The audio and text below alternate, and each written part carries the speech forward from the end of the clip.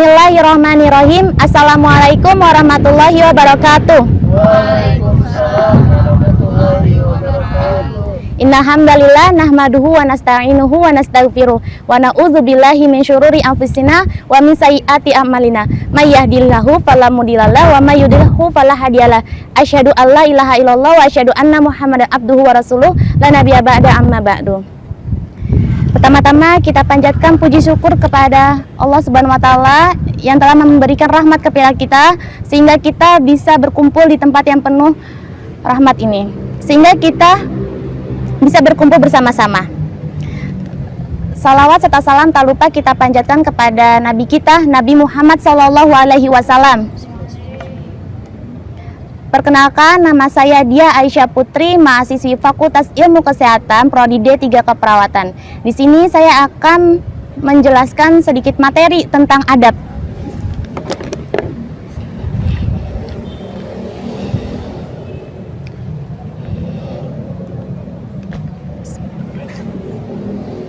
Nggak nyatu lah bun.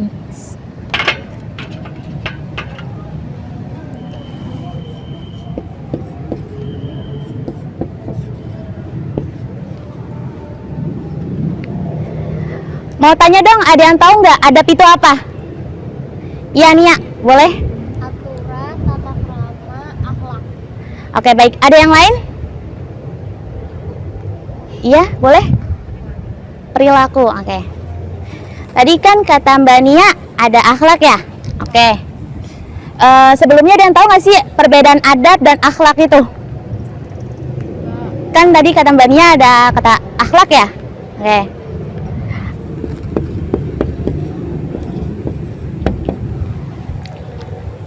Adab yaitu menerapkan perilaku terpuji baik perbuatan maupun perkataan.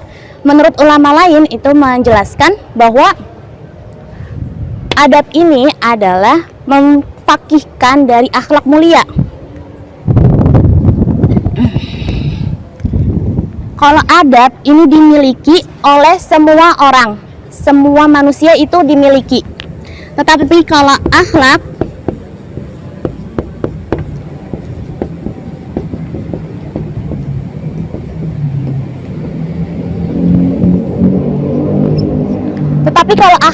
hanya dimiliki oleh umat muslim.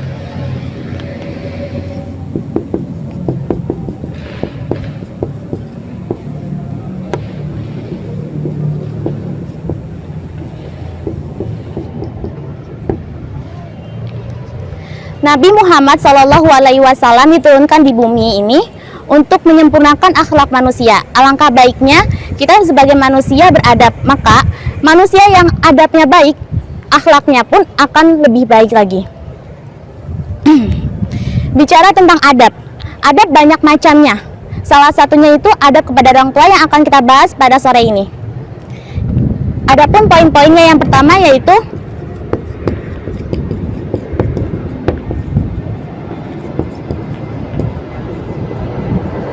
mencintai dan menyayangi. Mencintai dan menyayangi ini adalah hal dasar yang harus kita lakukan untuk berbakti kepada kedua orang tua kita. Yang kedua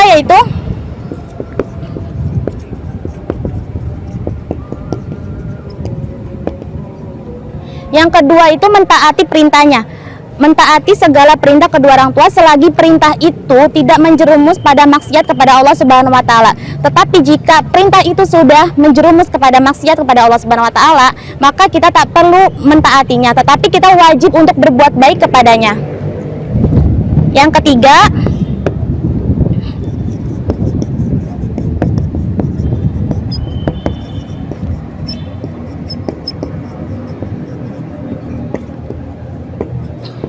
itu menafkahi dan menanggungnya. Ini adalah tugas seorang anak untuk menghadirkan ridho Allah Subhanahu wa taala untuk ke kita. Keempat yaitu nggak nyata bun, maaf.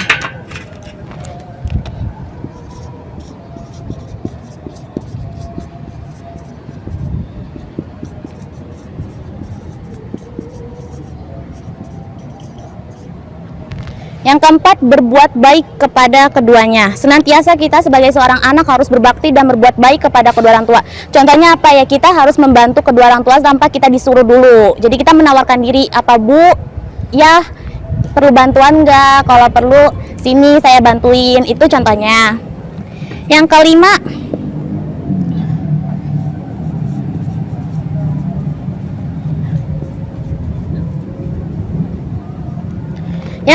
yaitu menjaga perasaan kepada orang tua. Nah, kita sebagai muslim kan diwajibkan untuk menjaga lisan untuk semua orang, untuk siapapun. Nah, terwajibnya ini terkhususnya untuk orang tua. Jangan sampai kita berucap atau berkata yang tidak baik di depan orang tua yang bisa menimbulkan murkanya orang tua. Itu harus dihindari ya.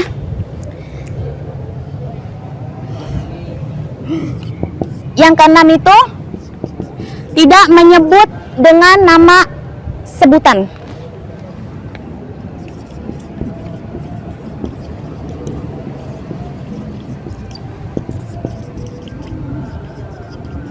Nah, kita di sini nggak boleh nih sebagai seorang anak menyebut orang tua dengan nama panggilan. Misalnya nama panggilannya Yanto, Yanto gitu nggak boleh ya.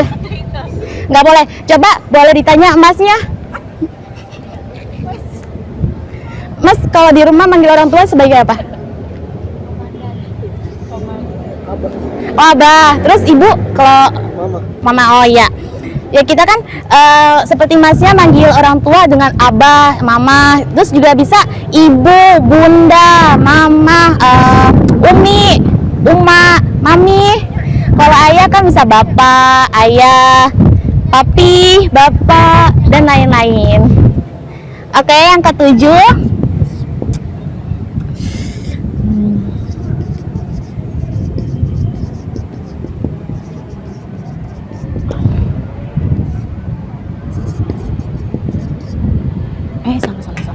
salah.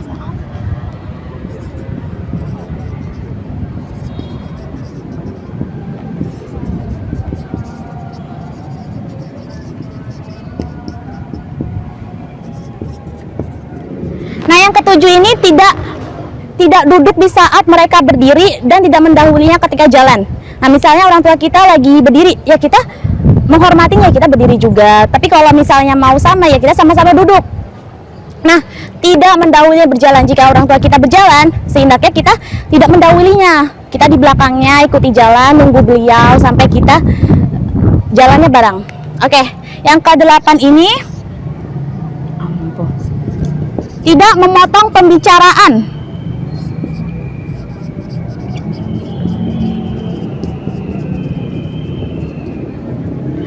Saat orang tua sedang berbicara, sehendaknya kita mendengarkan dulu terlebih dahulu sampai selesai. Jangan sampai di tengah pembicaraan kita memotong. Misalnya, Nah, kamu beliin gula nggak mau, padahal ibunya belum selesai ngomong. Harusnya beli gula ke pasar, dia beli ke Ragunan. Kan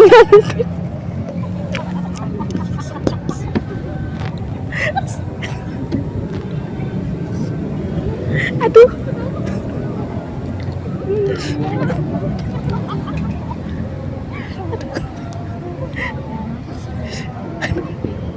Aduh.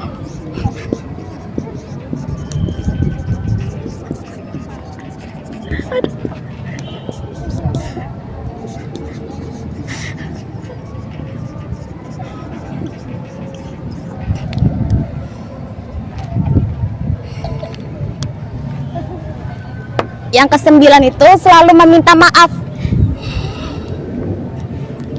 Senantiasa meminta maaf kepada kedua orang tua. Karena kita nggak tahu nih perkataan apa sih yang kita pernah perbuat kepada orang tua sehingga menimbulkan murkanya orang tua.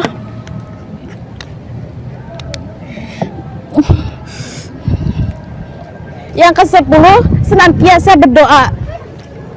Ya Allah, ampunilah dosa-dosaku. Ada yang tahu doa kepada orang tua gimana? Boleh, siapa Zia? Boleh? Boleh? Oh, Masya Allah. Ya, doanya seperti itu ya, kurang lebihnya. Rabbi firli wali walidaya warhamhuma kama rabbayani shaghira. Astagfirullahaladzim. Kalau seandainya orang tua kita salah satunya sudah tiada, maka kita hendaknya harus